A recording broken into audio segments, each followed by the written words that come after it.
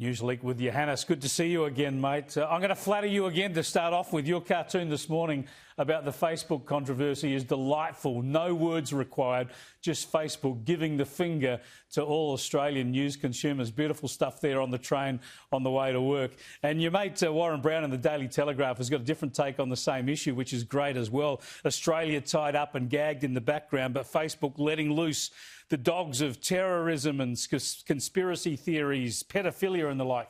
Great takes on this. Is a big issue, isn't it, in the media world? Oh, it's a massive issue.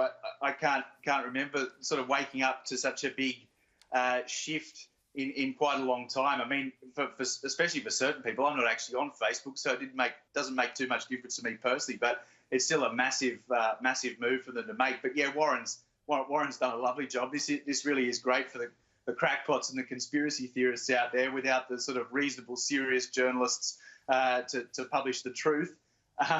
So yeah, we can look forward to more of that sort of stuff. And I love this one from Mark Knight. He's Facebook's going back to basics, back to their core business, which, according to Mark, is funny cat memes and cute cat videos. And I love the Dr. Evil sort of Inspector Gadget with Mad Cat sitting on his lap, chuckling away.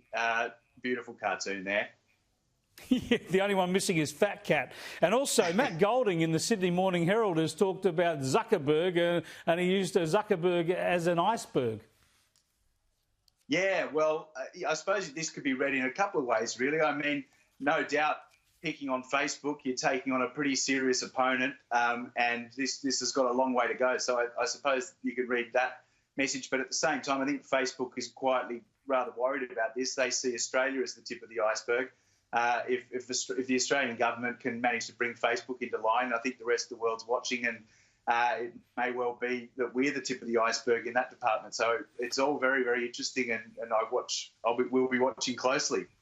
Well, let's hope the controversy lasts a while, because I'm enjoying the cartoons on this Facebook issue so far. But when we talk about the pandemic and the battle against COVID, there was an image this week that you couldn't ignore as a cartoonist, and that was those garbage bags over the people in Melbourne as they were shifting out of a hospital, a quarantine hotel.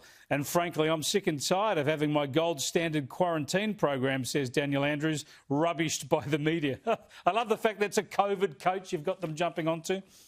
Yeah. Oh, mate, look, sometimes the images we're presented with are just manna from heaven, and this was one of those occasions. I don't think anybody could believe their eyes on that day when these poor people were sort of shuffled from the foyer of the hotel into this bus. Two of them at least were covered in garbage bags. So, I mean, when you're presented with imagery like that, you've just got to run with it. I love the fact that the colour of the garbage bags perfectly matches the colour of Chairman Down's outfit. Well done, Johannes. Cheers, mate. Thanks for joining me, mate. See you next week.